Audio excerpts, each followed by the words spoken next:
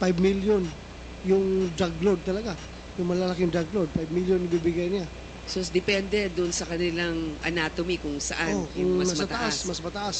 Pag sa baba, mababa. Ang gusto ko malaman, yung pulis mismo, sa sibilyan, maaari yung 5 million. Sa pulis din ba, makakatanggap sila pag sila ang nakapagtukoy? O dahil kasama yan sa kanilang sinumpaang tungkulin, iba naman po ang maaaring ibigay sa kanila? Nabanggit po ba yan ng Pangulo? Nabanggit ng Pangulo yun, kahit na pulis, kasama doon na makakatanggap sa pera na i-offer niya. Pero sa amin naman, internal, meron kaming ibang reward system, di ba? Meron kaming, bibigyan kami ng awards. Or kung talagang meritorious, pwedeng meritoriously promoted yung tao, mapopromote. Meron po kami sariling sistema. So sa dami ng mga hinuli, meron na bang nakatanggap ngayon ng pabuya? I presume,